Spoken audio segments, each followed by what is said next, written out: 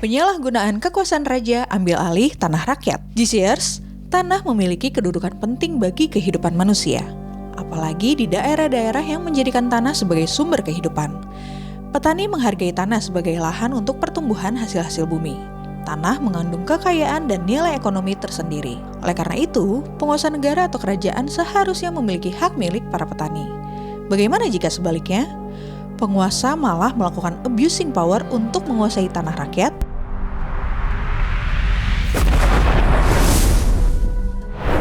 GCers, di antara banyak pelanggaran hukum Tuhan yang dilakukan oleh Ahab dan Isabel, pengambil alihan tanah milik rakyat menjadi kasus yang menarik perhatian. Ahab melakukan penyalahgunaan kekuasaan atau abusing power untuk mengambil alih tanah milik seorang rakyatnya. Satu kali, Raja Ahab menginginkan sebidang tanah untuk ditanami sayur-sayuran. Dia memilih sebuah kebun anggur milik Nabot yang terletak di sebelah istananya. Kebun anggur itu akan diubah menjadi kebun sayuran. Dalam kapasitasnya sebagai raja, Ahab tidak langsung mengambil tanah itu. Dia memberikan 2 penawaran, yaitu: pertama, Ahab mengganti dengan kebun anggur yang lebih baik. Kedua, Ahab membeli kebun anggur itu. 1 Raja-Raja 21 ayat 2. Raja Ahab sudah pasti percaya diri bahwa Nabot akan menuruti apa yang menjadi permintaan rajanya. Tapi rupanya Ahab menghadapi kenyataan bahwa Nabot menolak kemauan Ahab. Dia memiliki alasan yang sangat kuat untuk menolak raja. Setiap tanah di Israel adalah berasal dari nenek moyang yang diwariskan turun-temurun kepada generasi berikutnya. Nabot mengikuti perintah Allah soal kepemilikan tanah.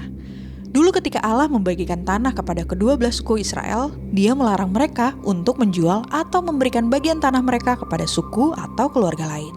Imamat 25 ayat 23. GCers, Anda mungkin membayangkan bahwa seharusnya Ahab sebagai pemimpin yang bijak akan berterima kasih bahwa Nabot mengingatkannya soal hukum Tuhan.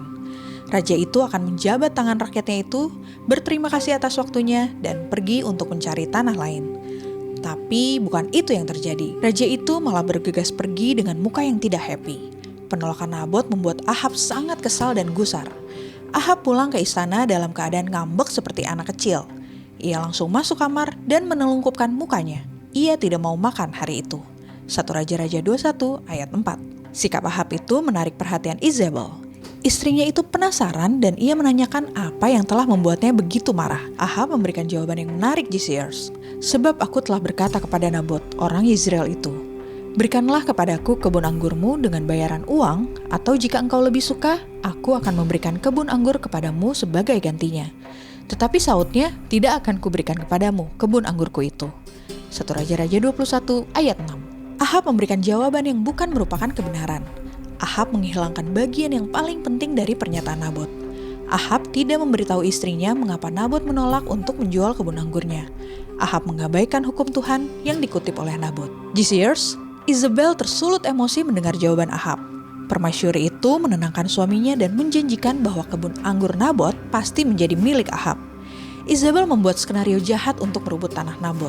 Ia menggunakan kekuasaan untuk melakukan kriminalisasi kepada Nabot. Isabel menulis surat perintah yang ditandatangani raja untuk menyeret Nabot di depan pengadilan. Tuduhan palsu diberikan kepadanya, yaitu Nabot telah menghujat Tuhan dan raja. Pengadilan rekayasa itu juga menyertakan 2 orang saksi dusta untuk menguatkan tuduhan berat tersebut sehingga hukuman mati pun dijatuhkan kepada Nabot. Orang-orang membawa Nabot di tempat terbuka untuk dihukum rajam sampai mati. 1 Raja-Raja 21 ayat 10.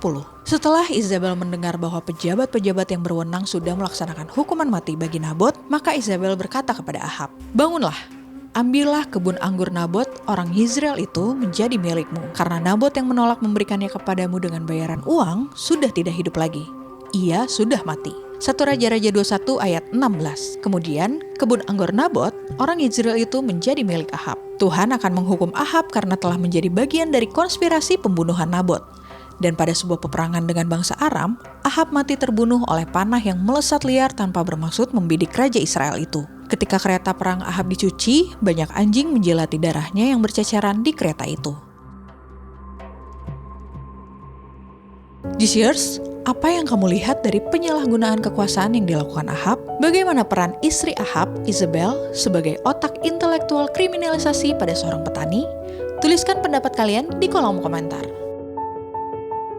Anda diberkati dengan fakta Alkitab?